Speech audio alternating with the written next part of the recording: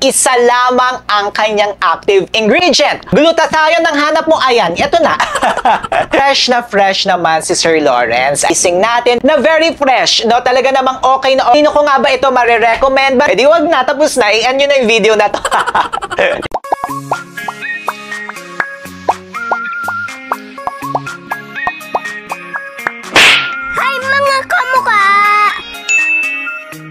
Ay mga kamukha, tayo po'y nagbabalik. Ako po si Sir Lawrence, ang inyong human guinea pig. Heart!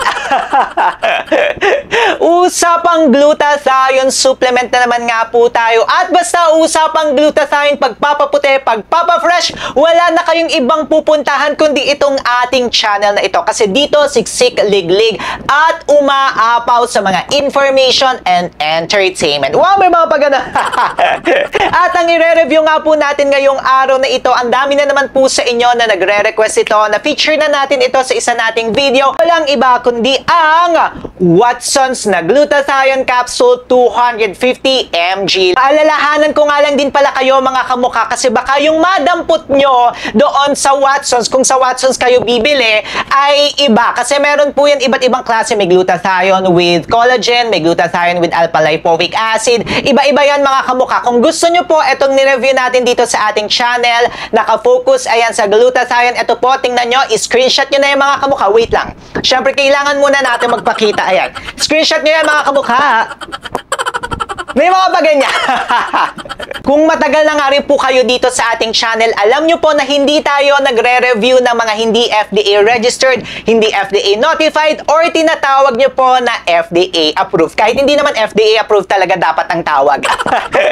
At ito pong Watsons na Glutathione Capsule, yung pinaka-glutathione itself lamang po mga kamukha na 250 mg ay FDA registered dito sa Pilipinas, kasi pag mga supplements po ay dapat FDA registered yan. Ayan, makikita nyo po yan sa ating screen. Katulad nga rin po ng lagi nating sinasabi sa lahat ng review videos natin dito sa ating channel, before po kayong bibili, before kayong lalaklak, gagamit, magpapahid, or kung ano man ang gagawin nyo dyan sa produkto na yan, always ask yourself mga kamukha, para mas mapadali po ang inyong pagpili. Tandaan nyo nga lang po yung acronym natin na NBF, Need, Budget, at Form. Let's go first sa need. Ano nga ba yung pangangailangan ng inyong katawan? Ano ba yung gusto nyong ma-achieve para ma-focus nyo po talaga doon sa mga active ingredients. Next one is budget.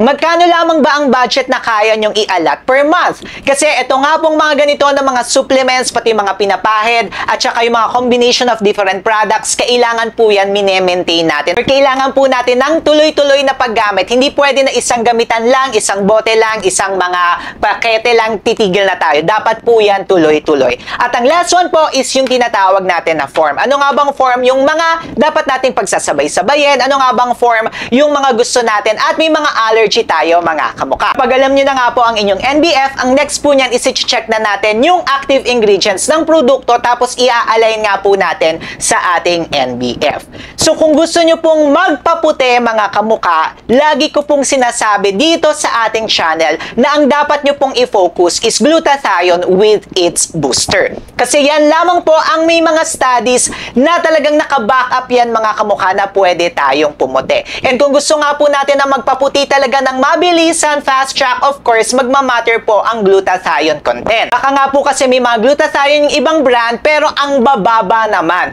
Hindi kayo puputi agad doon mga kamukha.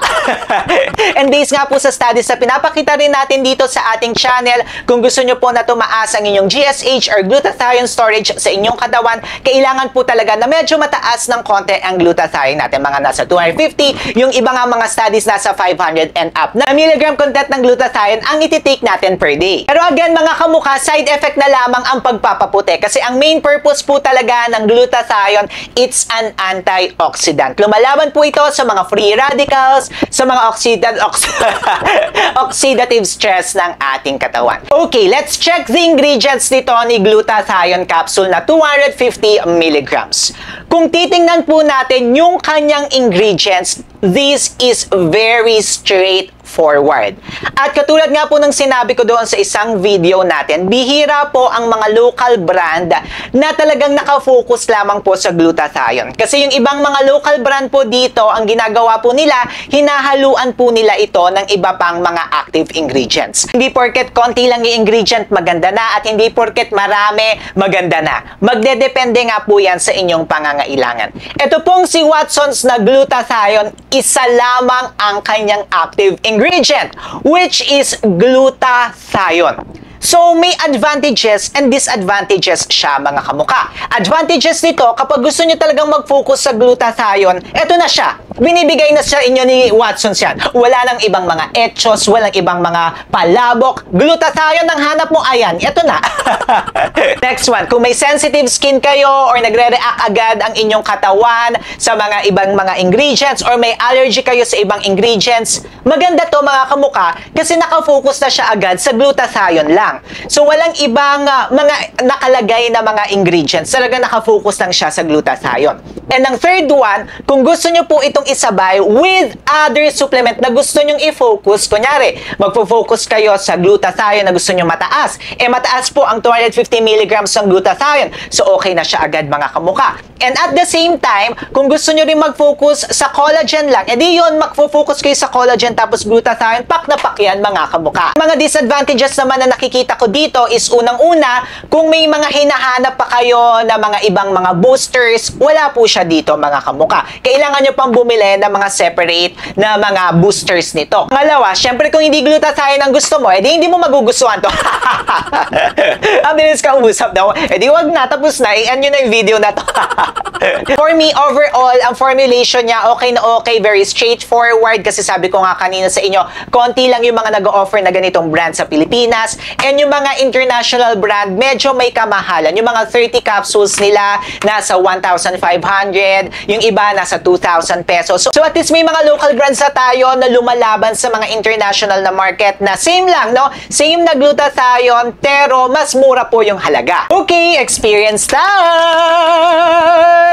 Ito na nga po yung ating mga na-take, mga kamuka. Ayan, tapos may mga natira pa tayo dito. 2 weeks po tinake ito ni Sir Lawrence. And again, ako nga po ay nagbibigay gabay na lamang sa inyo. So kung gusto nyo po talaga na magtitake kayo, dapat focus lamang kayo dito. Kasi ako nga po ay human guinea pig nyo na, mga kamuka. And based nga po sa mga studies, dapat by 2 weeks, kung lagi kang nagtitake ng glutathione, ng mga collagen, dapat po ay may effect na po yan sa ating katawan. Kaya yan, nakakapagbigay tayo agad ng final thoughts. Pero kayo, mga kamuka, kailangan mag-focus lamang kayo. So kung ito mapipili nyo, mag-focus kayo dito, mga kamuka. Kung hindi nag-effect sa inyo, within 3 months, doon pa lamang po kayo magpalit ng brand. Okay, unless guinea pig na rin kayo katulad ni Sir Lawrence. Charis. Okay, for the first 5 days, tinitake ko lamang po ito ng 1 capsule every day. Tapos tinitake ko po yung mga ganito na mga glutathione every night siya, mga kamuka. Kasi yung mga glutathione supplement for me, talagang very calming siya, nakakaantok siya. Kaya gusto ko po siyang tinitake sa gabi. Kasi minsan nga, kapag yung mga glutathione supplement, sa umaga ko sila tinitake, ayan, ang nangyayari sa akin talaga, bumubulagta ako, inaantok ako. So instead na may magawa ako, maging productive, hindi nagiging productive si Sir Lawrence. Charis. Una ko pong masasabi sa kanya, for the first 5 days, wala tayong breakout. Sensitive nga po talaga yung skin ko or yung body ko kapag may konti lang na pagkakamali sa formulation or may allergy tayo sa mga formulation na ginagamit, nagbe-breakout po si Sir Lawrence. Pero with this one naman po, hindi tayo nag-breakout. Kasi yun nga po yung kagandahan, yung glutathione, wala po akong allergy niyan. And yun nga, sinabi ko sa inyo kanina, straightforward siya, isa lamang yung kanyang ingredient. So, less yung tendency na magbe-breakout po ako. Pangalawa, pagdating sa antok, medyo hindi ako inaantok dito. Nakakagawa pa ako sa gabi, nakakapag-isip pa ako. Hindi siya for me yung produkto na mabilis akong antukin.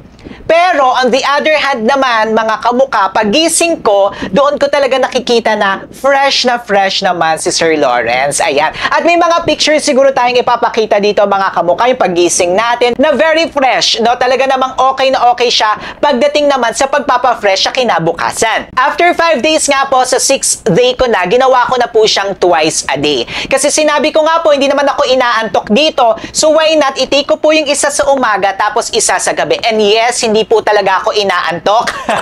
Wala po siyang antok factor para sa akin. Natural lang, yung parang okay lang. Nagtitake ako ng glutathione. Yung 500 milligrams a day or 2 capsules a day na nga po yung tinitake ko, very evident na talaga yung glow. Makikita nyo yan dito mga kamukha. Very evident talaga yung glow pagdating dito sa glutathione capsule na to ng Watsons. Kasi yun nga po, isa sa mga magiging side effect talaga, especially kung maputi na kayo, at saka kung hindi rin kayo maputi, no, kung mga morena kayo, ang una nyo talagang mapapansin kapag umi-epekto po ang isang glutathione supplement is nag-glow po tayo. Evident dapat yung glow mga kamukha. Glow from within. Sabi ko nga po sa inyo, pwedeng-pwede nyo nga rin po itong isabay, lalo na kung may mga gusto kayong i-focus. Ako po, personally, sinabay ko po ito sa Kumiko Collagen sa mga magaganda at mura. No? At masasabi ko talaga na very fresh. Ayan, na bagay talaga ito mga kamukha. Kunyari, gusto nyo nga siyang isabay sa mga matataas na collagen content or sa iba nyo pang mga supplements na hindi kayo mag-worry with other ingredients.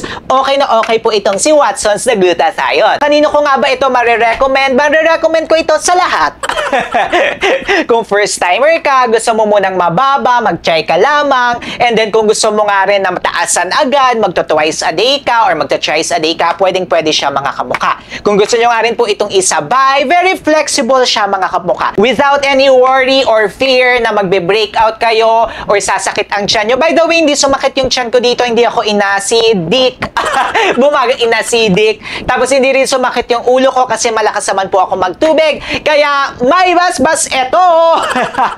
For the price pala niya, if i-compare talaga natin ito sa mga international brands, kasi mga international brands lang naman yung mga nag-o-offer na ganito, na glutathione lang na very straightforward. Masasabi ko na murang-mura siya mga kamukha. At ang kagandahan pa nito mga kamukha, pwede kayong bumili ng tingi-tingi.